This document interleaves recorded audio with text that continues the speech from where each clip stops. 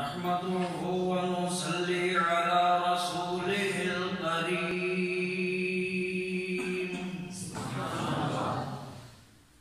أما بعد فأعوذ بالله من الشيطان الرجيم بسم الله الرحمن الرحيم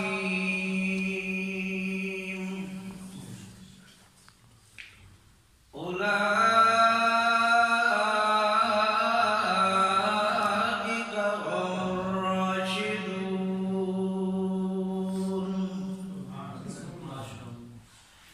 وقال النبي صلى الله عليه وسلم أصحابي كالنجوم فبأيهم اقتديتم اهتديتم، أو كما قال النبي صلى الله عليه وسلم. سبحان ربك رب العزة عما يصفون وسلام على المرسلين والحمد لله رب العالمين. صدر ذی احتشام و حاضرین مکرم، آج کا یہ پروقار تقریری مسابقہ جس عنوان سے معنون ہے وہ ہے شان صحابہ احادیث کی روشنی میں. جب میں اپنی نظروں کو تمام انبیاء کی زندگیوں کی طرف دوڑاتا ہوں تو مجھے کسی نبی کے 2 یا 3 صحابی نظر آتے ہیں، اور جب میں اپنی نظروں کو آمنہ کے لال کی حیات طیبہ پر دوڑاتا ہوں تو مجھے 1 لاکھ سے زائد صحابہ نظر آتے ہیں. صحابہ کرام وہ عظیم شخصیات ہیں جن کا تذکرہ ساقی کوثر، شافع معشر، آمنہ کے لال نے اپنی شفاف اور معطر زبان سے آسمان کے ستاروں سے تشبیہ دیتے ہوئے فرمایا: النجوم امانۃ للسماء، ستارے آسمان کے لیے حفاظت ہے. فَإِذَا ذَهَبَتِ النُّجُومُ، جب ستارے چلے جائیں گے تو آسمان پر وعدہ خداوند کی آ پہنچے گا.